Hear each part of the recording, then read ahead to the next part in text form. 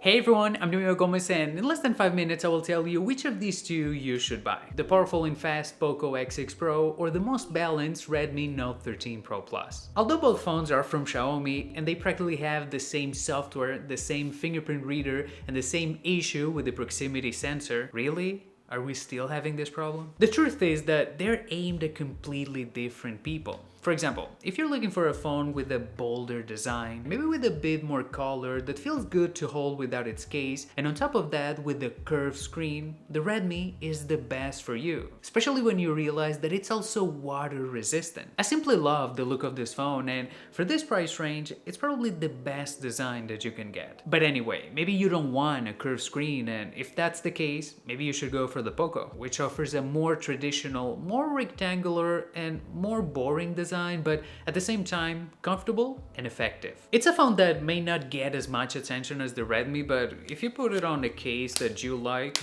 you're all set. Although, have you noticed that I haven't talked much about their screens? And that's because both AMOLED panels are impeccable, with a refresh rate of 120Hz that makes them look even more fluid. In previous years, you would have the POCO with an IPS screen at 60Hz or an AMOLED screen but with a lower quality. But that's not the case, really. If you put them side by side, the only difference is that one is curved and the other is not. Besides that, they are the same. The difference in design and screen are so minimal that maybe you should start looking for the performance where, well, there's a clear winner. In benchmarks, for example, the POCO completely outperforms the Redmi, even being a cheaper model. And when opening apps in 2 rounds with both of them, you can see how the POCO is much faster too, and even starts to resemble high-end devices. It's true that with both of them you can play and run any app that you want, but if you're looking for the best speed and power, the POCO is a much better choice. The main reason for this is the processor, which in one is a mid-range one and in the other a high-end, but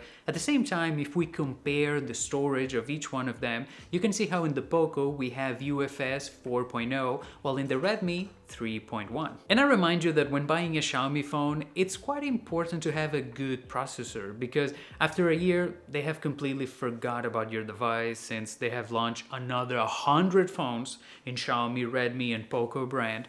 So yeah, having a good processor, good memory and storage, it's important. But anyway, at least with the Redmi, we have a fast charging speed of 120 watts, while with the POCO, 67 watts. It's quite good, and when testing the battery with PCMark, you can see that I got better results with the POCO. My overall experience with the POCO was always a little bit better, even when we're talking about connectivity and the Bluetooth reach, which in the case of the Redmi, it gets me, until this point, while with the POCO, I can even go over here without any issues. And look, this doesn't mean that this phone will give you a bad experience because that's not the case. It's quite complete, it's very good overall, but when we're talking about performance, this is what you can expect to get for $300, $400, but at the same time, when the same brand has an even better phone for the same price, the difference is it's right there. The good news that I can give you is that the Redmi camera is a little bit better. When comparing night photos, these are sharper and brighter. In environments with a lot of light, we can see how the Redmi does not overexpose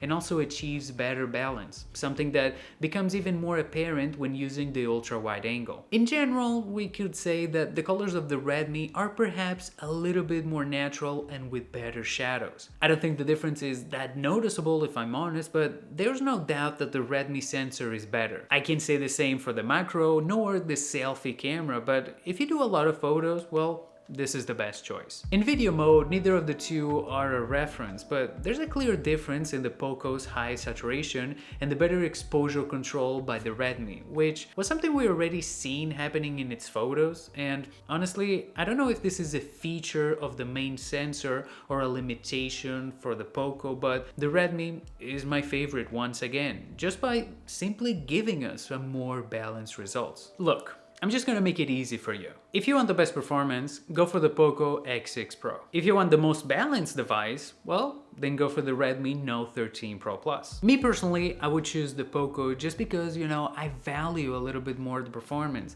And this being a Xiaomi phone, I know that in a year or two, this phone will go a lot better than the Redmi with its processor. The difference, it's not big right now, and most people will not even notice, but in a year or two, oh, believe me, you will. But that's the thing, how I use my phone, it's not how most people do. So for the general public, I do believe that the Redmi is a better choice. Better design, cool screen, the performance, you know, it's up there, it's nice for the price range, and the cameras are also a little bit better. And being the price, you know, the same right now, you know, I would understand someone that would pick the Redmi, but myself, I would go for the POCO. But anyway, that's just my opinion, and if you have a different one, you can leave it in the comments. I'll see you in the next one. Ciao, ciao!